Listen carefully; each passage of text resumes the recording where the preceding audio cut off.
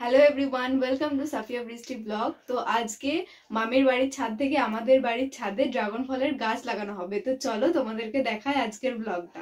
আমার বাড়ি থেকে মামির বাড়ির ডিস্টেন্স খুব একটা নয়, তাই আমি হেঁটে হেঁটেই চলে যাচ্ছিলাম মামির বাড়িতে, কারণ তাদের ছাদের ওপরে ড্রাগন ফলের গাছগুলো আছে।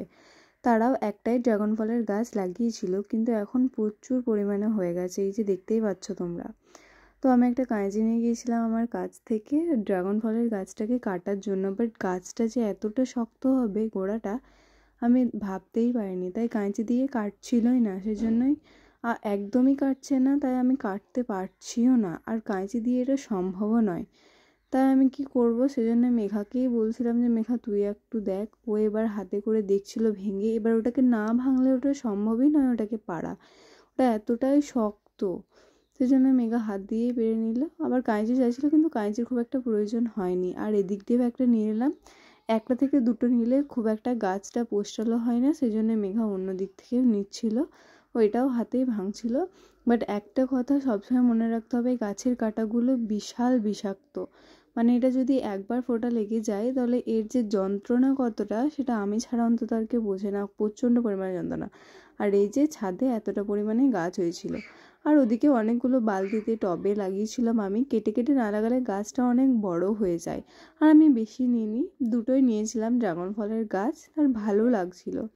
তারপর আমি মেঘাকে নিয়ে চলে গেলাম ছাদের ওপরে। আমার যেখানে আমি লাগাবো সেগুলো অনেক ফাঁকা ছিল, আগে এগুলোতে লঙ্কার আরে গাছ ছিল, তো সেগুলো আমি এখন ফেলে দিয়েছি, সেজন্যই ছাদের ওপরেই ছিল ওগুলো, তো তাই নিয়ে নিলাম।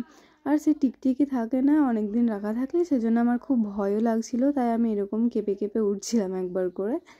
তো এগুলোকে আমি নিচেতে নিয়ে চলে আসি, তারপর মাটি টাটি অনেক কিছু আনতে হবে, প্রচুর গাছ লাগানো কাজটা তো খুব সহজ নয়, অনেকটাই কঠিন মানতে গেলে। তো পাশের বাড়িতেই আমার একটা বাড়িতে সার আছে, তো সেখান থেকে আমি সার নিতে গিয়েছিলাম, আর ওখানে অনেক রকম পোকামাকড় ছিল, তাই আমার খুবই ভয় লাগছিল, তাই ভয়ে ভয়ে নিলাম। তারপর মেঘাকে বললাম যে তুই একটু তুলে নে, তারপর ও তুলছিল, আরও একটা বোন ছিল ও তুললো।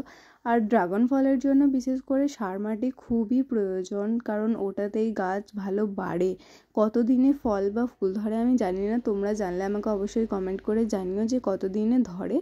তো এরকম সার নেওয়া হয়ে গেল, তারপর আরও মাঠে চলে গেলাম মাটি আনতে। এবার শুধু তো সার দিলে গাছটা তো বড় হবে এমনটা নয়, মাটিটাও দিতে হবে, বালি দিতে হবে, জল দিতে হবে। সেই জন্যই আমার বাড়ির সামনেই তো অনেক পরিমাণের মাঠ আছে, অনেক অনেক অনেক মাঠ। তো সেই মাঠের সমস্ত মাঠের মাটি তো এক নয়, সব কিছু আলাদা, তাই আমাকে একটা দুটো মাঠ পেরিয়ে আনতে হয়েছিল মাটিটাকে। আর ওই মাঠের মাটিটা খুবই সুন্দর, ওখানে যারাই গাছ লাগায় তারাই ওই মাটিটা নিয়ে আসে, আমিও আনতে গিয়েছিলাম। আর মাটিটা এতটা পরিমাণে শক্ত ছিল, অনেকদিন ধরে বৃষ্টি হয়নি, নরমও হয়নি, তাই ওখান থেকে নিতে একটু কষ্টই হচ্ছিল। তারপর আনিশা আর মেঘা মিলে মাটিটাকে আনছিল, অনেকটা ভারী হয়ে গেছিলো। তারপর ওরা দুজন মিলে মাটিটাকে ভালো করে মাখিয়ে নেয়, কারণ অনেক শক্ত লোহার মতো ছিল মাটিগুলো, অনেকটা পরিমাণে শক্ত ছিল। তো সেগুলোকে ভালো করে গুঁড়ো করতে হবে, মেশাতে হবে, না হলে তো আর গাছটাতে মানে ভালো করে গাছটাতে পোস্টালো হবে না, বা গাছটা পোস্টালো না হলে বেশি ফল ফুলও ধরবে না। তাই ওরা ভালোটাকে মাটিটা মাখাচ্ছিল। তারপর গাছগুলোকে এবার ওরা এক এক করে বসাবে। তো তারপরে দেখা হচ্ছে নেক্সট ব্লগে। ভালো লাগলে অবশ্যই লাইক কমেন্ট সাবস্ক্রাইব করো, আর অবশ্যই অবশ্যই আমাকে সাপোর্ট করো। তো এরকমই হয়ে গাছগুলো লাগানো হয়ে গেল। তো এগুলো কবে ফুল আর ফল ধরবে অবশ্যই আমি তোমাদেরকে আপডেট দেবো। তো তোমরা এভাবে আমাকে সাপোর্ট করতে থাকো, ভালো লাগলে অবশ্যই like comment share and subscribe করবো। ভালো থাকবে, সুস্থ থাকবে এবং সাবধানে থাকবে। তো বাই, আল্লাহ হাফিজ।